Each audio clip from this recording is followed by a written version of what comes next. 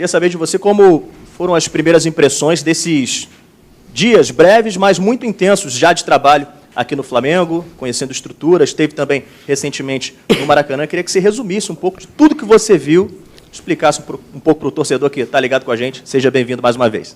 Boa tarde a todos. Hoje estou um bocadinho melhor aqui da voz.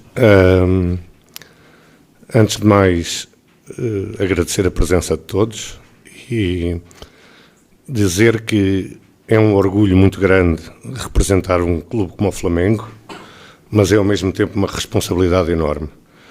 Destes dias que têm sido muito corridos, retenho o encontro com o Zico, que foi para mim sempre um ídolo de infância. Sou um bocadinho mais novo que ele. E foi algo que, do ponto de vista emocional, me marcou. Depois conhecer o CT, que eu já tinha algumas referências de que era um CT muito moderno, mas sinceramente não esperava que fosse tão bom. Foram as duas coisas que eu retive mais. Vamos lá, gente. Abrindo para as perguntas, por favor. Perguntas.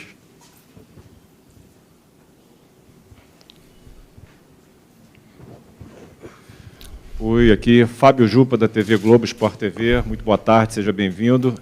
Gostaria de saber, o senhor já conversou, claro, com o presidente Luiz Eduardo Batista, né? O senhor esteve com o Filipe Luiz, o treinador lá em Portugal, antes de vir para o Brasil, já teve as suas primeiras impressões aqui, viu o CT. Eu queria saber qual é a prioridade do senhor, qual vai ser o primeiro ponto a ser atacado no seu trabalho, o que o senhor vai ser contratação, reformulação de elenco, o que o senhor pretende como primeiro ato assim, da sua gestão?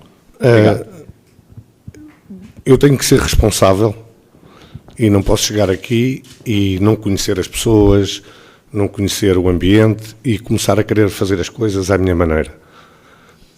A primeira coisa que vou fazer é conhecer todas as pessoas da estrutura do futebol, perceber quem se adapta à forma como nós queremos trabalhar e, ao mesmo tempo, como é óbvio, porque é o mais importante, cuidarmos da equipa profissional. Próxima. Quem vai? Isto é água, posso beber? Sim. Boto, boa tarde. Monique Danello, da TNT Esporte, seja bem-vindo. Obrigado. A gente sabe que é uma fase de transição, né, mudança de diretoria, de presidência, e que as coisas seguem acontecendo no clube, como, por exemplo, o fim de contrato de alguns jogadores e todos esses detalhes que vocês têm aí para cuidar nos próximos dias. E um desses jogadores foi o Davi Luiz, ele se despediu do Flamengo, né? E ele, no mesmo dia lá em que você esteve no Maracanã, deu uma declaração muito marcante, dizendo que ficou sabendo que ele não estava nos planos pelo Instagram e que ele não recebeu nenhuma ligação. Eu não sei se vocês chegaram já a tratar disso, porque era o momento em que você estava sendo contratado, mas como vocês estão olhando, né, para esses casos de jogadores que estão em fim de contrato, especificamente falando dessa despedida aí do Davi? Obrigada. O David é alguém por onde passou, e passou para o Benfica, na altura que eu lá estava, que sempre colheu o agrado da torcida, das pessoas que trabalhavam com ele, um respeito enorme pela carreira dele,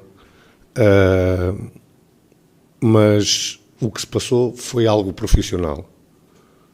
Eu, quando quero contratar um jogador, não falo direto com o jogador, até porque os agentes normalmente ficam, como é que vocês dizem, puto, ficam putos quando nós fazemos isso. E o que se passou com o David foi, até porque eu tenho relação, conheço as pessoas que lidam com o David há muitos anos, desde o tempo do Benfica. As pessoas, ainda eu estava na Croácia, pediram-me, assim que eu tivesse uma definição sobre aquilo que ia acontecer ao David, que lhes comunicasse. Assim que eu reuni com o Filipe Luiz, foi comunicado pela manhã muito cedo aqui no Brasil, às pessoas competentes, e foi isso que se passou. Desejo a maior sorte do mundo ao David. É um excelente atleta e sei que é um excelente ser humano. Inclusive recebi aqui uma mensagem do agente dele desejando sorte por parte do David, e é um assunto encerrado. Desejo a maior sorte do mundo ao David e que seja muito feliz, como sempre foi em todos os sítios onde passou. Próxima. Oi, Boto. Boa tarde, Roberta Barroso, da ESPN. Você falou que chegou, que ainda precisa conhecer, né? Muita coisa por aqui, mas você já vem conversando com o Felipe Luiz. Vocês pensam em até quantos reforços para essa próxima temporada? E eu gostaria de saber se uma das prioridades é um substituto para o Gabigol. Obrigada.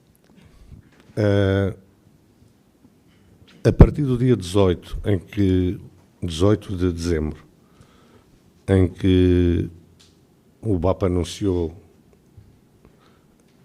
que eu seria o diretor de futebol do Flamengo, converso todos os dias com o Filipe. Tivemos a oportunidade, porque estávamos perto, ele na Corunha, eu no norte de Portugal, de nos encontrarmos pessoalmente, porque é sempre melhor. Temos bem claro, a primeira coisa, e que fique isto bem ciente, é que o elenco tem uma qualidade enorme.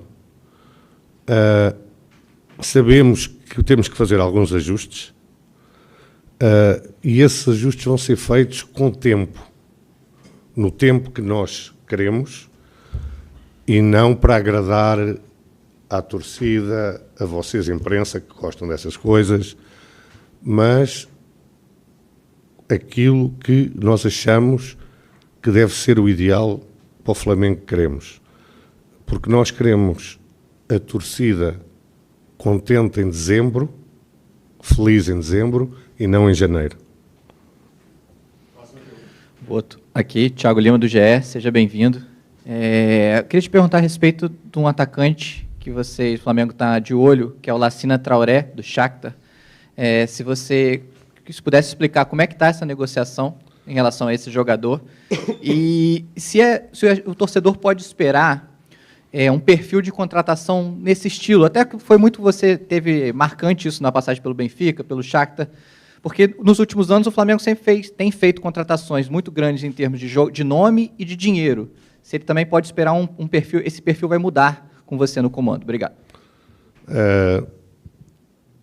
A primeira parte da questão, que é o Lassina Traoré. O Lassina Traoré é um jogador que eu conheço muito bem, porque quando estava no Shakhtar comprámo-lo ao Ajax. Na altura, com 18 anos, ainda pagámos 10 milhões de euros. É um jogador que nós pensamos, mas que está em análise, como muitos outros estão, porque a posição de atacante, e voltando à questão dela há pouco, que eu não respondi diretamente, é realmente a mais prioritária, mas nós não queremos falhar. E como não queremos falhar, queremos exatamente encontrar o perfil que interessa ao nosso treinador e ao Flamengo, como é óbvio. Esse perfil pode ser um nome mais sonante, mas pode ser também um nome menos sonante, porque normalmente os nomes sonantes é para agradar a torcida. Nós queremos alguém que tenha rendimento. É isso que nós vamos procurar, estamos a procurar. Vocês têm dado uma ajuda grande como scouts, a lançar uma série de nomes para nós irmos analisando, e estamos nesse processo de análise. Próxima pergunta. Boa tarde, João Pedro Fragoso, Jornal Globo, seja bem-vindo. Eu queria saber se nessas conversas que você já teve com o BAP, com o Felipe Luiz, vocês já conseguiram definir qual vai ser o DNA que o Flamengo vai ter sob o comando dessa nova gestão. A gente sabe que a torcida gosta de um futebol ofensivo, mas dentro das várias formas de montar um time ofensivo, como vai ser o estilo, qual vai ser o estilo do Flamengo, qual vai ser o estilo das contratações de jogadores do Flamengo dentro dessa metodologia que vocês querem implementar? Obrigado. Obrigado. Essa é uma questão bastante interessante e que vou ter todo o gosto em responder. O DNA do Flamengo é Zico, Júnior Maestro, esta gente toda que passou pelo Flamengo, e é um futebol ofensivo, como é óbvio, é dominante, temos que dominar, e tudo vai ser feito para respeitar esse DNA. A escolha do Filipe Luís, como o Presidente disse, foi da minha responsabilidade. Eu poderia ter escolhido outro treinador. Eu acho que sou pioneiro, eu, mais uma equipa que trabalhava comigo no Shakhtar, de termos uma coisa que se chama scouting de treinadores. Porque nós no Shakhtar tínhamos uma linha bem definida de como é que queríamos jogar, não porque era um DNA do clube, porque o clube não tinha essa história, ou porque a torcida assim exigia, porque o Shakhtar não tinha torcida, mas porque o dono do clube o exigia. E nós contratávamos sempre os treinadores que respeitavam esse DNA. E criámos um scouting de treinadores, que tínhamos sempre uma lista de treinadores que tinham esse DNA para poderem entrar no clube. O Filipe foi uma escolha minha, e se falhar, a culpa é minha. Porque isto é algo que... Isto é profissionalização. Alguém tem que ser responsável quando o treinador falha, não é só o treinador, não é? Porque isto é fácil, muda-se de treinador 11 vezes e ninguém tem culpa disto. Diga-me uma empresa que mude 11 vezes de chefe de produção. O que é que acontece, não é? Portanto, fica aqui já ciente que se o Filipe falhar, o principal culpado sou eu. Mas agora toda a gente neste clube vai ter de trabalhar como nós queremos. Porque quem não trabalhar como nós queremos, sai. Depois, se as coisas correrem mal, o responsável, eu. Boa tarde, Marcos Coelho, Super Rádio Tupi, aqui à sua direita. Até quero aproveitar para fazer uma continuidade a essa sua resposta. Você disse que o Filipe Luís foi uma escolha sua. Nós aqui do lado de cá sabemos que ele tem um contrato até o final de 2025. Em cima disso, eu queria saber de você se você recebeu, de fato, a carta branca da nova presidência para trocar o treinador, se te deram a liberdade para escolher outro nome realmente e encerrar esse contrato do Filipe Luís, se você realmente teve essa conversa. Tive essa carta branca tive a carta branca da direção que entrou, não é, do BAP, para que se eu achasse que devia mudar o treinador, mudava. Analisei-o, já agora, vi muita coisa que gostei, vi muita entrevista, muita coletiva dele, porque isso dá muito do treinador, e depois o contacto diário com ele tem confirmado tudo o que eu pensava, e se há algo que me posso orgulhar, porque nos jogadores nós falhamos e erramos, toda a gente, não há ninguém que acerte sempre. Nos treinadores, normalmente não erro, e o Filipe vai ser um treinador de top mundial. E eu lancei treinadores como Luís Castro, como De Zerbi, e o Luís está na linha dele. O Filipe Luís está na linha dele. Boa tarde. Luiz Assado, UOL, bem-vindo ao Flamengo. Você citou profissionalização, e isso foi algo que o BAP falou muito durante a campanha. O Flamengo tinha um perfil diferente na gestão anterior. Eu queria saber o que a torcida pode esperar do seu trabalho, o que você pretende trazer para o Flamengo, até de novidade, como você costuma trabalhar e como você pretende implementar isso aqui no Flamengo também. Obrigada.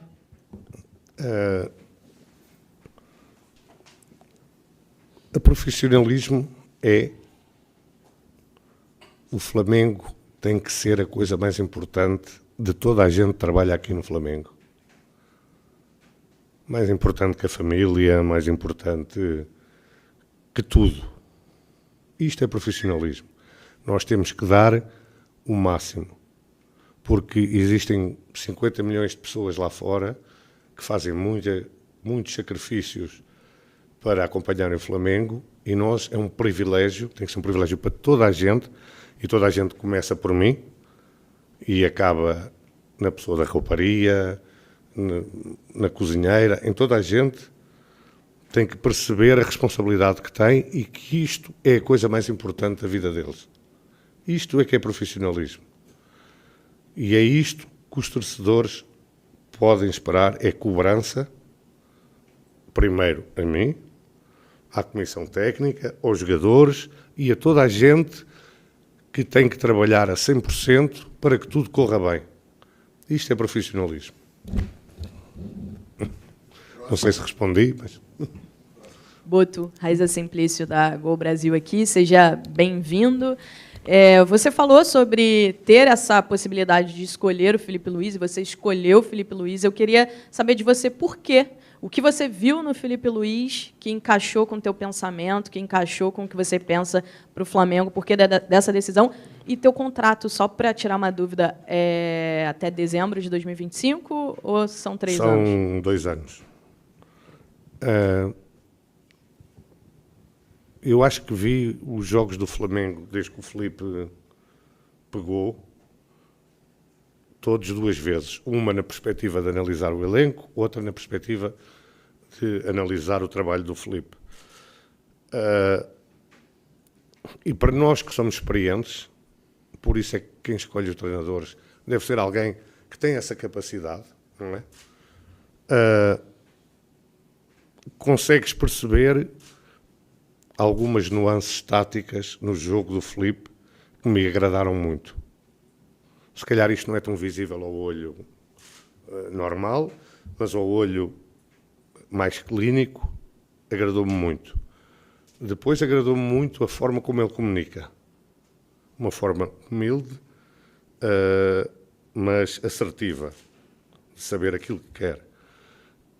E depois, quando comecei a ter contacto com ele, percebi a ambição dele, a vontade de aprender, a vontade de evoluir todos os dias, porque no futebol, como na vida, mas pronto, eu só falo de futebol, o resto não percebo, quando nós achamos que sabemos tudo, é o primeiro passo para estarmos mortos.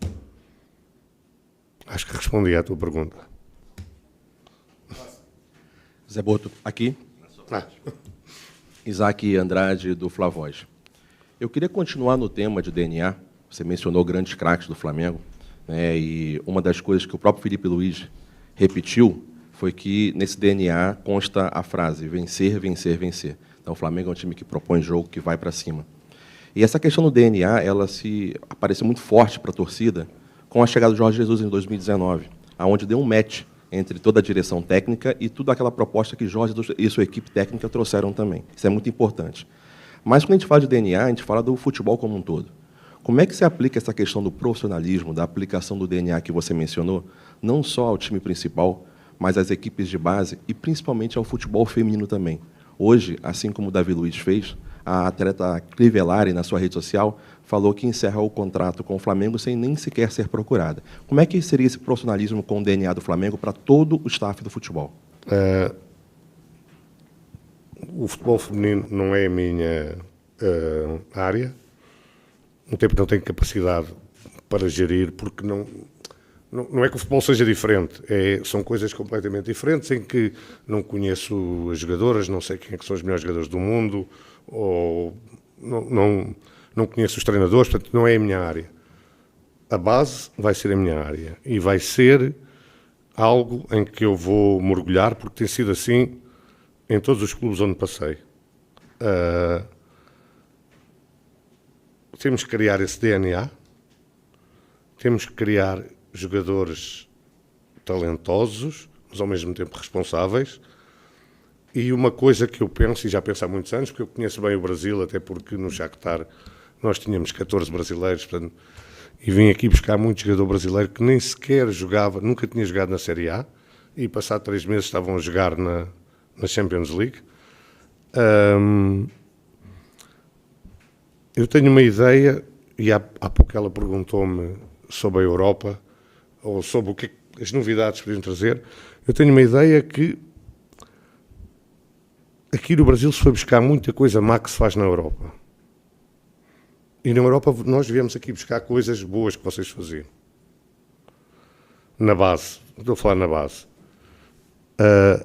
No futebol profissional a chegada de técnicos estrangeiros, nomeadamente portugueses, mas podiam ser de outra nacionalidade, acho que deu um bocadinho mais de rigor tático ao jogo, mas replicar isto na base é um erro tremendo. Vocês, porra, são o maior produtor de jogadores de todos os tempos. O Romário, o Ronaldinho, o Zico... Não parava aqui, não é? E parece que querem fazer jogadores como na Europa. E isto é um erro. Eu acho que há que voltar um pouco atrás àquilo que foram as raízes e os fundamentos do futebol brasileiro, dar essa liberdade aos jovens atletas de errarem, de experimentarem, de não estarem agarrados a sistemas táticos e a coisas assim, porque depois, a partir de uma certa altura, vão ter tempo para isso. Agora, é fundamental, na minha ótica, que se mude a forma como se forma jogadores no Brasil. Vocês estavam bem, foram copiar a Europa e, neste momento, estão mal. Não produzem tanto talento como há 10 anos, 15, 20, 30. E isso é algo que eu acho que vamos ter que mudar aqui. Isto é o país do futebol, vocês faziam bem, vamos ter que continuar a fazer como faziam antes. José Boto, aqui à frente, Renan Moura da Rádio Globo, bem-vindo ao Brasil. Até pegando esse gancho que você acaba de falar sobre base, queria saber como é que vai ser esse trabalho justamente com a base do Flamengo.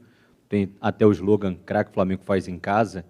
E se o Flamengo vai ter uma janela inicial de transferências agressiva ou apenas após o Super Mundial. Queria que você já tenha os valores que o Flamengo tem a trabalhar no mercado e se esse câmbio também de 1 para 6, 1 para 7 para o euro, né, também vai ser um dificultador para você. Para já, nós identificamos o que necessitamos. E volto a dizer, a minha leitura, a leitura do Filipe, é que o elenco é muito bom e que pode render ainda mais do que tem rendido nestes últimos tempos. Portanto, não estamos aqui, temos que ir comprar, temos que ir buscar jogador. Não. O que temos é muito bom, agora vamos reforçá-lo. Mas vamos reforçá-lo tentando minimizar o erro. Não é? Este jogador porque vai para o Corinthians, ou o outro porque vai... Não. Vamos buscar o que queremos e quando tivermos a certeza que é isto que queremos. Já conversei com o Presidente em relação às verbas que temos para gastar. Posso-vos dizer, não vou aqui divulgar, como é óbvio, não é? E isto é uma parte da profissionalização também, é não discutirmos publicamente os assuntos internos.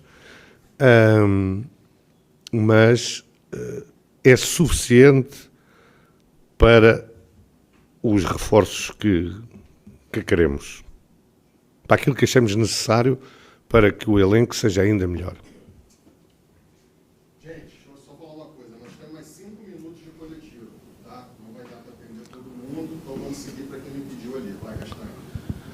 Boa tarde, Boto. Seja bem-vindo ao Flamengo. Bruno Castanha.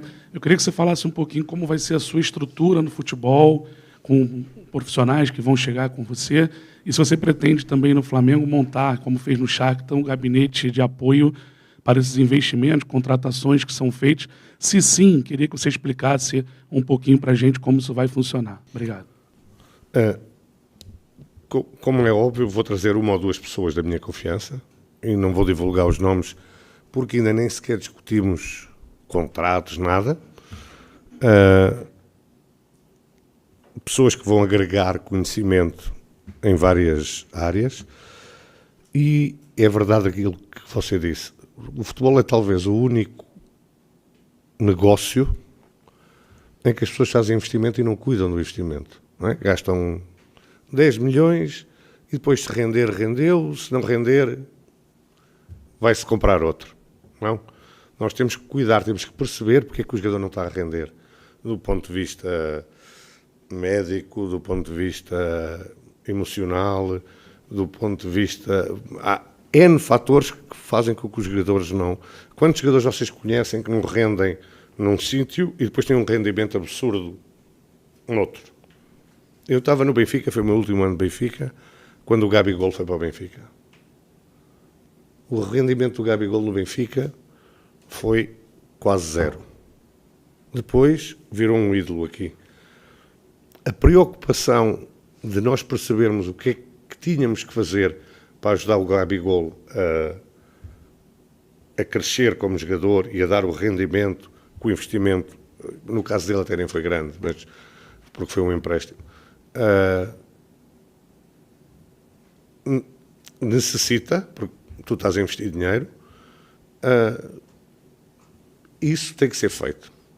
Porque nós temos que perceber porque é que o jogador não está a render. E há profissionais competentes para ajudar nisso. E isso é algo que nós vamos tentar montar aqui também. Jonas Stelman, do canal Gol TV aqui.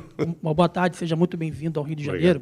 Eu vou te perguntar sobre uma situação um pouco delicada, porque ao longo dos últimos anos, né, a torcida do Flamengo ficou muito incomodada com a falta de blindagem e também com o vazamento de algumas informações internas de escalações que aconteciam aí no Flamengo com horas, dias antes da partida acontecer. Eu quero saber como é que você pensa nisso, se você já passou por isso em algum clube e como que você planeja blindar esse elenco aí do Flamengo para as competições grandiosas que tem para disputar na temporada de 2025. Uma das coisas que eu discuti com o BAP é fechar aqui o CT. Acabou a visita aqui ao CT de gente que não tem nada a ver com o trabalho diário. Não interessa quem é, não entram aqui. Eu sei que as pessoas gostam de ver, eu tive com o jogador tal, não. Isso vai acabar. As viagens também vai acabar, ir no mesmo avião, estar no mesmo hotel, pessoas que nada têm a ver com o futebol. E isto são medidas, foram talvez as primeiras medidas que eu tomei. Já. As outras têm que analisar. Agora, estas já foram tomadas. Aqui só entra quem tem a ver com o futebol. Depois, se começar a vazar coisas só com as pessoas que estão aqui no futebol, vamos averiguar. Boa tarde. Igor Dorileu, da Band. Nas últimas temporadas, o Flamengo muitas vezes priorizou as Copas, a Copa do Brasil, a Copa Libertadores, e acabou deixando de lado, em alguns momentos, o Campeonato Brasileiro. O BAP, quando eleito, falou que a prioridade do Flamengo vai ser o Campeonato Brasileiro, vai voltar a ser o Campeonato Brasileiro. Eu queria saber, com essa sua mentalidade de alguém que vem de outra cultura, outro continente, o que você pensa sobre essa prioridade do Campeonato Brasileiro. Obrigado. Dos sítios onde eu venho, o campeonato é a coisa mais importante. Mais importante que a Copa, talvez a Champions League seja o mesmo nível. Agora, nós no Flamengo temos que pensar que entramos em tudo para ganhar. E temos que arranjar uma forma, porque é algo que a mim, e talvez eu tenha que aprender essa parte também da cultura aqui. Não, nós temos que ter um elenco e uma mentalidade que é vamos para ganhar tudo. Se por um motivo qualquer temos que priorizar algo, vai ser sempre o campeonato.